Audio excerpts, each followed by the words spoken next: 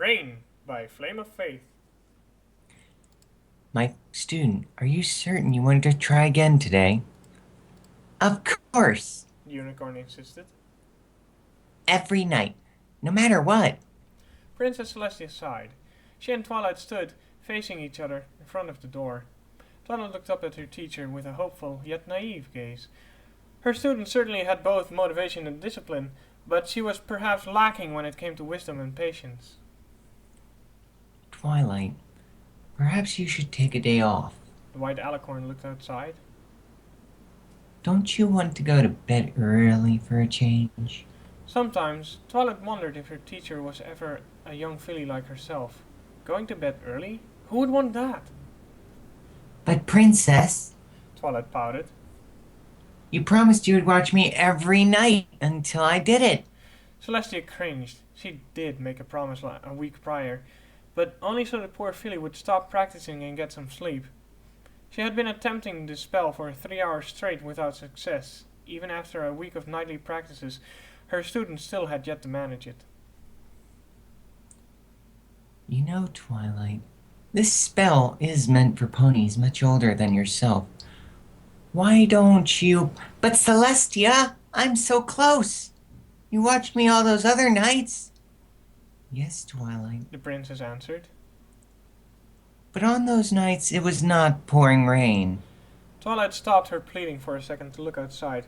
Sure enough, raindrops fell smoothly and evenly from the sky with no sign of letting up.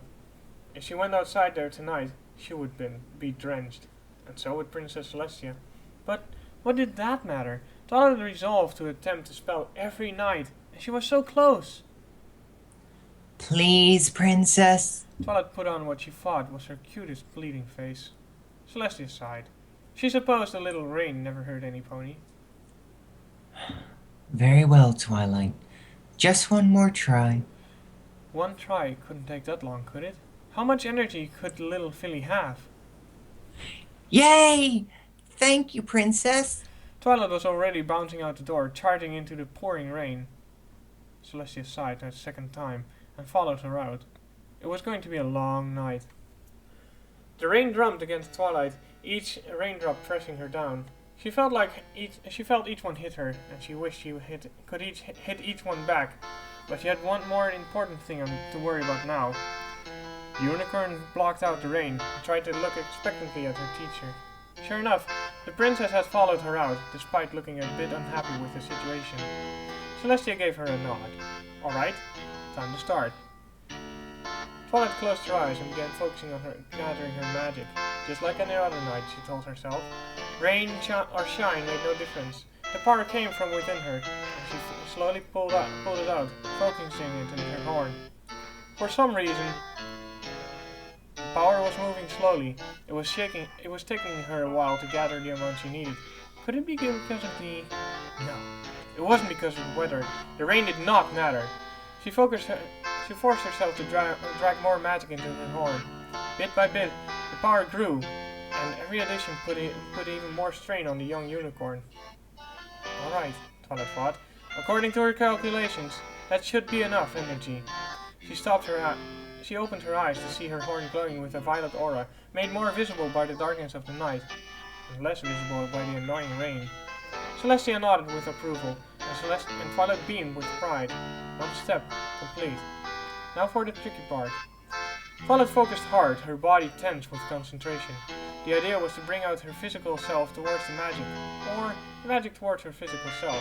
The prevalent theory was that the two concepts were identical. The key to success lied in the border between the physical and the magical. If she could just balance on that line, then she could surely complete the spell. With supreme effort, Twilight pushed herself, her body, towards magic. Despite her in-depth reading on the matter, it was still a completely alien concept. How could she possibly push herself through something so insubstantial? It felt so hopeless, just like all those other nights. But, Twilight reminded herself, thousands of unicorns had done it before her, even in the rain. Twilight redoubled her efforts, tensing every muscle in her body. It felt like she was going to squeeze an apple into a test tube. How was she supposed to fit herself through her magic? Her research indicated that if she properly visualized the flow and incorporated the proper... that rain! It beat against her relentlessly, lightly tapping her, just hard enough to be noticed. It taunted her, it tormented her, and above all, it distracted her. She couldn't focus, and for the first night in a week, Twilight felt she hadn't made any progress. Reluctantly, she let her concentration drop and hung her head in shame. She had failed again, and this time, she hadn't even come close. Twilight looked at her mentor, expecting some soft encouragement followed quickly by a suggestion to get back inside. What she found, however, was that Princess Celestia looking right back at her expectantly. Did she expect her student to try again?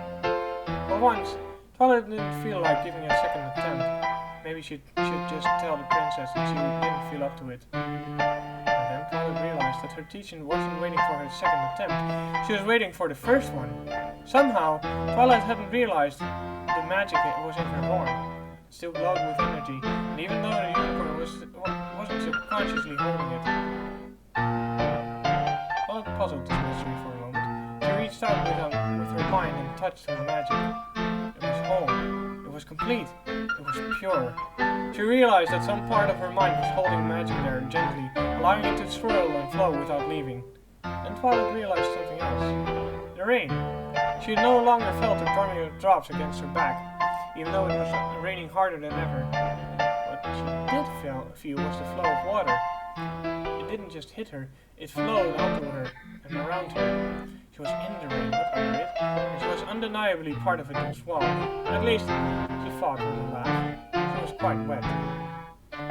Celestia watched, puzzled, as her student laughed as she got soaked by the increasingly heavy rain. And then the young villain exhaled, slowly, and began to work her magic. Twilight was a part of the rain, just as she was part of the magic. She didn't have to drag herself into it because she realized she was already there. The magic was in her and around her, and she just had the right to flow it. Twilight relaxed her body as she reached out with her mind. Without realizing it, she brought the magic out of her horn. Meanwhile, in her mind's eye, she saw the flow of magic around her. It saw the world for what it was, and, with a gentle push, she changed it ever so slightly. To any ordinary pony watching, the magic around Twilight just seemed to shimmer. But to Twilight, it was something more. She could feel it through the magic to the other side. It had become a gate, and made especially for her, and she knew that she could jump in. So, she did. The gate led nowhere, and Twilight didn't move at all. Somewhere in the back of her mind, Twilight knew that she must be moving, but it seemed to make so much sense that the world around her shifted instead. One moment the unicorn was in front of her teacher, and the next, she was behind her. Celestia gasped and turned around. I did it! Twilight shouted.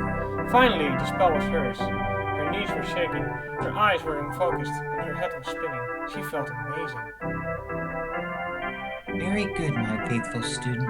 Celestia gave a full laugh. You never cease to amaze me. Twilight beamed.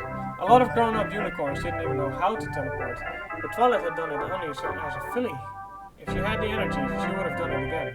She almost tried, but her head hurt just thinking about it. Maybe if she didn't go as far. Twilight's voice snapped Twilight out of her thoughts. Perhaps, my student, we should go dry off inside. I don't think ponies were meant to be out in this weather. Twilight thought for a moment, and shook her head. In a second, She replied, and then ran out, laughing, into the